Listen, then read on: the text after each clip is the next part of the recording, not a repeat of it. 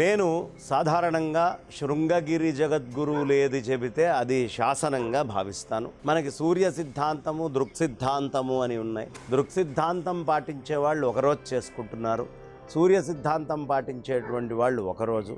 నాకు ప్రత్యేకంగా శృంగేరి జగద్గురువులు ఏది చెప్తే అది కాబట్టి 23వ తారీఖు నాడే విజయదశమి అనేటటువంటిది మేము అందరం కూడా చేసుకుంటున్నాం.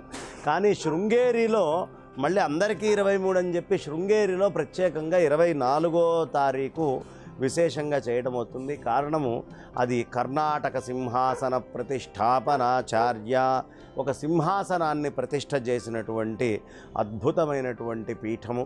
మనము అనేక మంది తురుష్కులు రకరకాలుగా దాడులు చేస్తున్నప్పుడు ఆ దాడి నుంచి కాపాడటానికి శృంగేరికి 12వ జగద్గురువులైన విద్యారణ్య యతీంద్రులు, మాధవ విద్యారణ్యులు చక్కగా ఈ అద్భుతమైనటువంటి కార్యక్రమాన్ని చేయటం జరిగింది. రాజ్యస్థాపన ఇవన్నీ చేశారు. కాబట్టి రాజ్యస్థాపన అనేటటువంటిది చేసినటువంటి ఘట్టముగా అక్కడి నుంచి వస్తున్నటువంటి సంప్రదాయమే దాదాపు మైసూరు మహారాజుల నుంచి, విజయనగర సామ్రాజ్యం నుంచి మొదటి నుంచి కూడా ఆచరించడం అనే ఒక సంప్రదాయం ఉంది. కాబట్టి నా మనస్సుకి నేను 23వ తారీఖు నాడే అద్భుతంగా విజయదశమి మహోత్సవాల్ని చేసుకుంటాను.